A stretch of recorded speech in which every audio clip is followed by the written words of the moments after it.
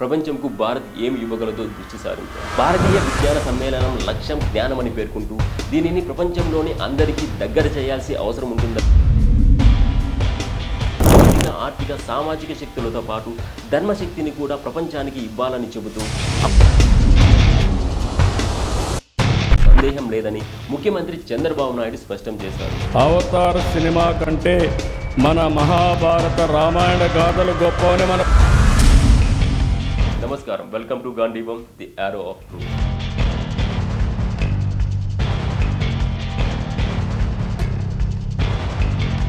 ప్రపంచంకు భారత్ ఏమి ఇవ్వగలదో దృష్టి సారించాలి. ప్రపంచంలో భారతదేశం ఉన్నత స్థితిలోకి రావడంతో పాటు ప్రపంచానికి మన దేశం ఏమి ఇవ్వగలమనే అంశంపై దృష్టి పెట్టాలని ప్రజలకు రాష్ట్రీయ స్వయం సేవక్ సంఘ్ సర్ సంచాలక్ డాక్టర్ మోహన్ భగవత్ సూచించారు. తిరుపతిలోని జాతీయ సంస్కృతి విశ్వవిద్యాలయం వేదికగా విజ్ఞాన భారతి ఆధ్వర్యంలో భారతీయ విజ్ఞాన్ సమ్మేళనం కార్యక్రమాన్ని ముఖ్యమంత్రి చంద్రబాబు నాయుడు, కేంద్ర శాస్త్ర సాంకేతిక శాఖ మంత్రి జితేంద్ర సింగ్లతో కలిసి ప్రారంభించారు. భారతీయ విజ్ఞాన సమ్మేళనం లక్ష్యం జ్ఞానమని పేర్కొంటూ దీనిని ప్రపంచంలోని అందరికీ దగ్గర చేయాల్సిన అవసరం ఉంటుందని డాక్టర్ భగవత్ తెలిపారు. భారతీయుల డిఎన్ఏలో మాత్రమే ధర్మ దృష్టి ఉంటుందని ఆయన స్పష్టం చేశారు. ఆర్థిక సామాజిక ధర్మ జ్ఞానాల్లో సంపూర్ణంగా మనం ప్రపంచానికి శక్తిని దృష్టిని ఇవ్వాల్సి ఉంటుందని ఆయన తెలిపారు. భారతదేశం కేవలం ఒక మహాశక్తిగా మాత్రమే కాకుండా విశ్వగురువుగా నిలబడాలని, ప్రపంచంలోని సమస్యలకు పరిష్కారం చూపాలని ఆయన చెప్పారు. భౌతిక ఆర్థిక సామాజిక శక్తులతో పాటు ధర్మశక్తిని కూడా ప్రపంచానికి ఇవ్వాలని చెబుతూ అప్పుడే ఈ ప్రపంచం సుందరమైనదిగా మారుతుందని తెలిపారు. ఆ గొప్ప కార్యక్రమానికి విజ్ఞాన భారతి ఒక చిన్న ప్రారంభం కాగలదని ఆశాభావం వ్యక్తం చేశారు. అభివృద్ధి చెందిన దేశాల్లో అభివృద్ధితో పాటే వినాశన సైతం వచ్చేస్తుందంటూ ఆయన ఆందోళన వ్యక్తం చేశారు. శాస్త్ర విజ్ఞానంతోనే మౌలిక సదుపాయాలు కలుగుతాయని ఆయన విశ్వాసం వ్యక్తం చేశారు. ఆహారం, నిద్ర, మైథునం జంతువులకు ఆనందాన్ని ఇస్తాయని పేర్కొంటూ జంతువుల కంటే మనిషి భిన్నమైన వాడని తెలిపారు. ఏ జంతువు ఆత్మహత్య చేసుకోదని పేర్కొంటూ శరీరం, మనస్సు, బుద్ధి, ఆత్మ ఉన్నదని తెలిసిన వాడు మనిషి అని ఆయన తెలిపారు. భౌతిక అవసరాలు తీర్చుకోవడం మాత్రమే వికాసం కాదని పేర్కొంటూ సమాజంలో సుఖం ఉన్నవాళ్ళు, దుఃఖంతో ఉన్నవాళ్ళు అంటూ రెండు వర్గాలుగా తయారు కాకూడదని హితవు పలికారు. మనుషులంతా సుఖంగా ఉండాలని కోరుకోవాలని, అహంకారంతో ఉండకూడదని ఆయన సూచించారు. భౌతిక అంశాల జ్ఞానాన్ని విజ్ఞానమని, అంతర్జ్ఞానాన్ని జ్ఞానమని అంటారని ఆయన వివరించారు. విజ్ఞానంతో మాత్రమే కొట్టుకుపోకూడదని చెప్పారు. ఎవరికి ఏ భాష వచ్చో ఆ భాషను ప్రజలకు అందుబాటులోకి తీసుకురావాల్సి ఉంటుందని తెలిపారు.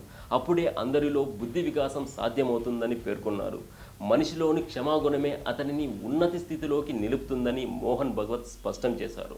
అందరం కలిసి జీవించాలి, పరస్పర సహకారంతో సమాజం గురించి ఆలోచిస్తూ ముందుకు సాగాలి అని డాక్టర్ భగవత్ సూచించారు. కాబట్టి ఆధునిక సైన్స్లో మంచి విషయాలను తీసుకుంటూనే మన దగ్గర ఉన్న విశిష్టమైన జ్ఞానాన్ని కూడా జోడించాలని చెప్పారు.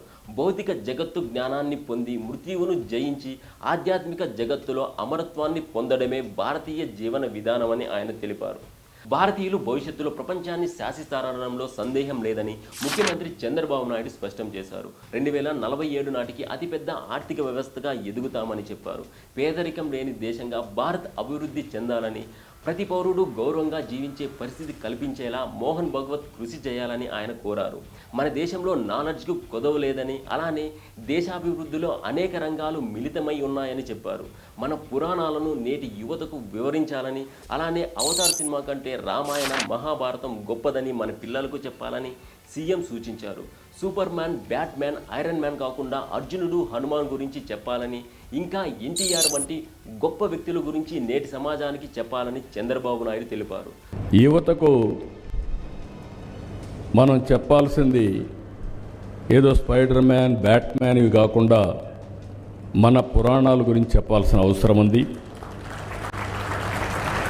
మన చరిత్ర, మన పురాణాల గురించి చెప్పాల్సిన అవసరం ఉంది. హాలీవుడ్ సూపర్ హీరోల కంటే మన పురాణంలో ఉండే పురుషులు గొప్పవాడని మన పిల్లలకు చెప్పాల్సిన బాధ్యత మన పైన ఉంది.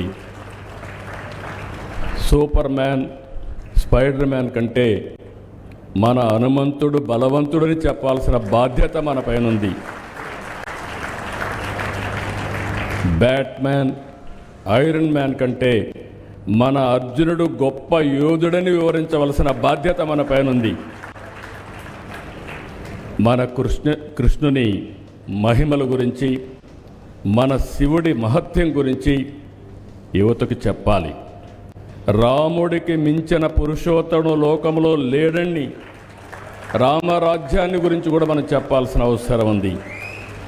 అవతార్ సినిమా కంటే మన మహాభారత రామాయణ గాథలు గొప్పవని మన పిల్లలకు మనం చెప్పాల్సిన బాధ్యత ఉంది.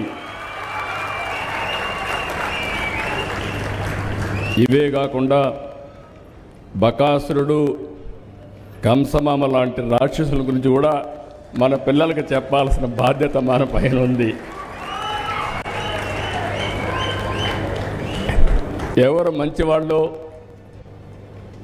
ఎవరు చెడో ఎప్పటికప్పుడు చెప్పగలిగితే మంచికి చెడుకి వ్యత్యాసం ఉంటుందని చెప్పి కూడా నేను మీకు విజ్ఞప్తి చేస్తున్నా.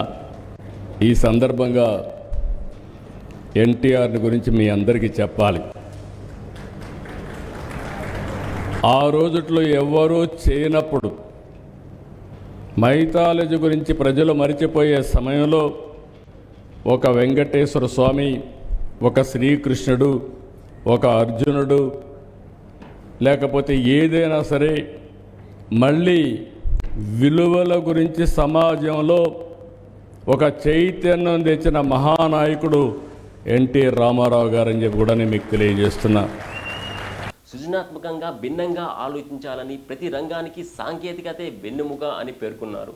అలానే మానసిక ఒత్తిడిని అధిగమించడంలో యోగా కీలక పాత్ర అని ఇటీవల విశాఖలో కూడా అంతర్జాతీయ యోగా దినోత్సవం నిర్వహించామని వివరించారు. ఈ వీడియో పైన మీ అభిప్రాయాలను కామెంట్ రూపంలో తెలియజేయండి. ఈ వీడియో కనుక నచ్చినట్లయితే లైక్ చేయండి, షేర్ చేయండి. కానీ సబ్స్క్రైబ్ చేసుకోవడం మాత్రం మర్చిపోవద్దండి. జై హింద్.